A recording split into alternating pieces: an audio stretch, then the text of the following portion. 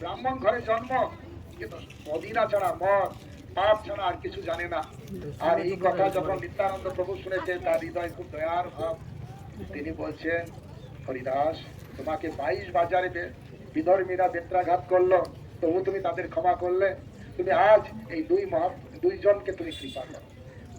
নিত্যানন্দ প্রভু একটা অদ্ভুত কথা বললেন।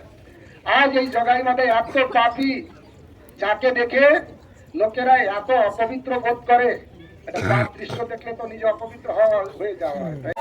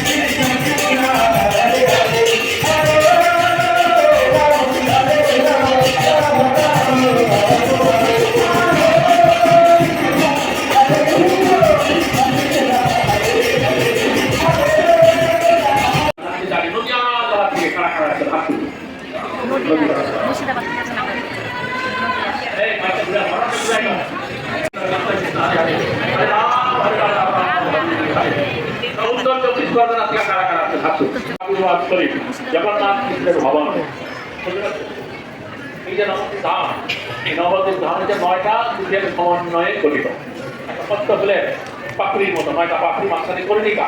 এই যুক্তি হচ্ছে মহা কর্ণিকা পদ্ম ফুলের, বুঝতে পারছেন তো? এখানে 1407 শতাব্দে ফাল্গুনী পূর্ণিমার গৌরাঙ্গ মহাপ্রভু আবির্ভূত হইলেন। যেই কালে গৌরাঙ্গ মহাপ্রভু আবির্ভাব হয়েছিলেন, সেই সময়ে চন্দ্রগ্রহণ হয়েছিল, চন্দ্রকে রাহু গ্রাস করেছিল।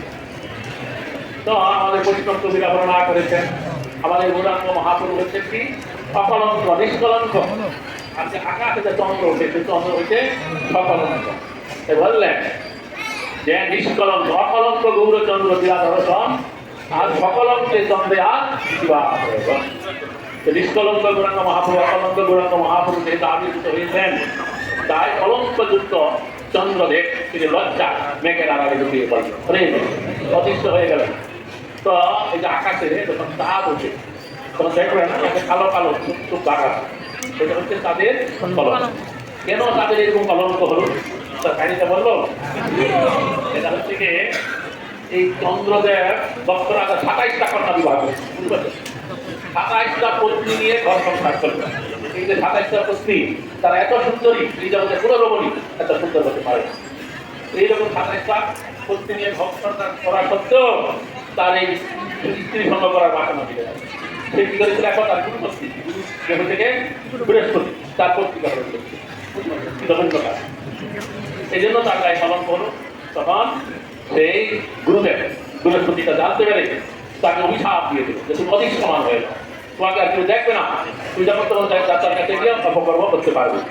তখন এই চন্দ্রদেব আবার গুরুদেবের হাতে পায়ে ধরে ক্ষমা চাইলো, কান্নাকাটি করতে লাগলো। তখন দেবগুরু বৃহস্পতি একটা ব্যবস্থা করে দিল। ব্যবস্থা করে যে তুমি যেহেতু আমি অভিশাপ দিয়েছি তোমাকে অধিক সমান হতেই হবে, তবে একটা মাসে দুটা পক্ষ থাকবে, একটা কৃষ্ণপক্ষ আর একটা হচ্ছে শুক্লপক্ষ। যখন পূর্ণিমা হয়ে যাবে তারপরের দিন থেকে তুমি কি করবে, এক এক পাড়া করে অদৃশ্যমান হতে থাকবে। 15 দিনে এক পক্ষ হয়ে যাবে, তখন এক সম্পূর্ণ অদৃশ্য হয়ে যাবে, তোমাকে দেখা যাবে না। তারপর আমাবস্যা পার হয়ে যাবে, তারপরে থেকে দ্বিতীয় থেকে তুমি এক এক পাড়া করে সিদ্ধিপ্রাপ্ত হতে থাকবে। সিদ্ধিপ্রাপ্ত হতে হতে পূর্ণিমায় পূর্ণতা প্রাপ্ত হবে।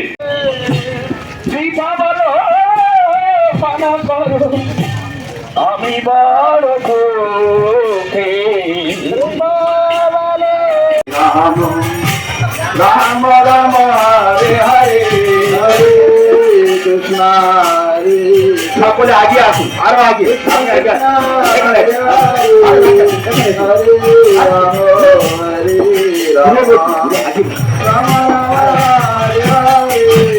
হরে কৃষ্ণ হরে কৃষ্ণ। শিখেছি শিবাস ঠাকুরের বাড়ি। তো এই শিবাস ঠাকুরের বাড়ি হচ্ছে বৃন্দাবনের অভিন্ন রাসস্থলী। রাসস্থলীতে কয়েক কথা বলছে। রাসস্থলীতে যেমন একমাত্র গোপীকারাই সেখানে প্রবেশ অধিকার ছিল, আর অন্য কোনো বহির্মুখ কারো কোনো প্রবেশ অধিকার থাকতো না। তো মহাপ্রভু যে মায়া থেকে ফিরে আসার পরে যখন হরিনাম কীর্তন করতে শুরু করলেন, সেটা শুরু হয়েছিল এইখানে শিবাস ঠাকুরের বাড়ি থেকে, বোঝা গেল। এই জন্য এইখানে তার অন্তরঙ্গ পারিষদ ভক্ত যারা ছিলেন তাদেরকে বাড়িতে গৃহের ভিতরে প্রবেশ করে ভিতর থেকে বহির্বাটির দরজা বন্ধ করে দেওয়া হতো, আর সকালে মিলে তখন হরিনাম কীর্তন করতেন, বোঝা গেল। এই হচ্ছে অভিন্ন বৃন্দাবনের রাসস্থলী।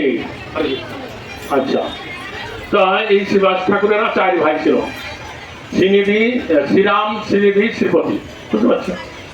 তো তাদের আদি বাড়ি ছিল বর্তমান বাংলাদেশের সিলেট জেলার।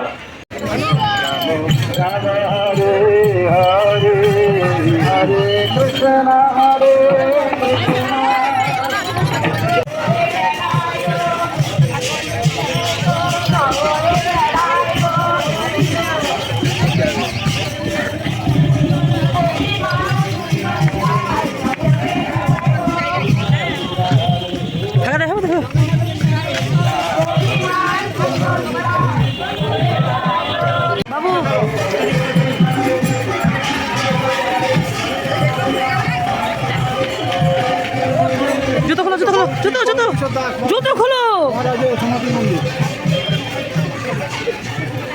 আমি এখানে আছি বাবু। বাবু আমি আছি এখানে।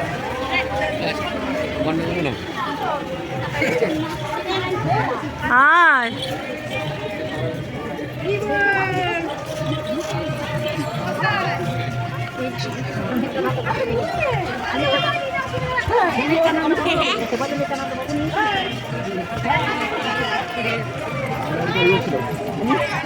থাম বাবু।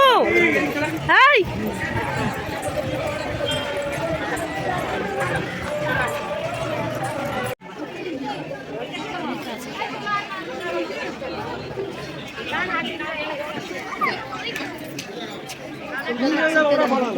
এখানে আগুনের ওরা আবার করছে।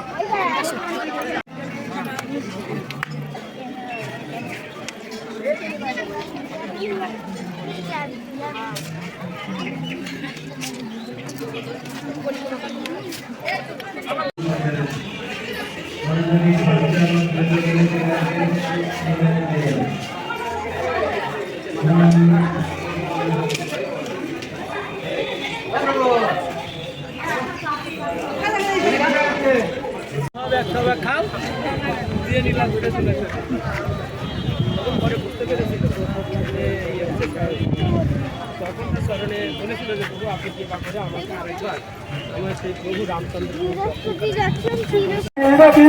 হরে রাম হরে রাম রাম রাম হরে Krishna Hare Ram, Hare Ram, Ram Ram, Hare Hare. Hare Ram, Hare Ram, Ram Ram, Hare Krishna, Krishna Krishna, Hare Ram, Hare Ram, Ram Ram, Hare Hare. Hare Ram, Ram Ram, Sai Gorango, Sai Gorango, Sai Gorango, Sai Gorango. হরে কৃষ্ণ কৃষ্ণ কৃষ্ণ হরে হরে হরে রাম রাম রাম হরে হরে। এই সাইডে আরো একটু জায়গা আছে, আপনারা ওই জায়গাটা পূর্ণ করুন। আরো পিছনের দিকে যান, সামনের দিকে যান। হরে কৃষ্ণ, তাইলে সামনের দিকে কাজই হবে। হরে কৃষ্ণ, প্রথম দিকে বলছিলাম সামনে আগে আগে বলছি। আসুন আসুন, সামনে আগে আসুন, আসুন আসুন আসুন, আরো আসুন। হরে কৃষ্ণ, সামনে যারা ঢুকতেছেন সামনে আগে আসুন, বাম দিকে। হরে কৃষ্ণ, বাম দিকে আরো জায়গা আছে, আপনার আগে আসুন, আর আগে আসুন। জয় নিতাই গৌর প্রেমানন্দে, হরি হরি সীমান্ত দ্বীপ বোঝা গেল। তো এটা হচ্ছে 7 কাজীর সমাধিপীঠ। মহাপুরুষ স্বয়ং নিজ হস্তে এই চাপা বৃক্ষ রোপণ করেছে। নিতাই গৌর প্রেমানন্দে, হরি হরি বল। তা এইখানে আমি পড়বো, তাদের কাছে বই আছে, বই বের করে করতাম, বুঝতে পারছেন? বাম সাইডে, হ্যাঁ। এত বলি নিত্যানন্দ কাজীর নগরে, পূর্বে ছিলে জীবলয়ে তখন সত্তরে। এই কথা বলি, মানে এর আগে সীমান্ত দেবীর কথা বলেছেন। সেখানে আপনারা যখন সীমান্ত দেবীর স্থান সোমডাঙ্গার নাম এখন, ওখানে শেষের দিন যখন আসবেন তখন বলা হবে। আমি এখন আজকে আর বলছি না, আজকে 7 কাজের কথা বলছি। সবাই এগিয়ে আসুন, এগিয়ে আসুন। গেটে যারা দাঁড়িয়েছেন এগিয়ে আসুন, বাম দিকে ডান দিকে চলতে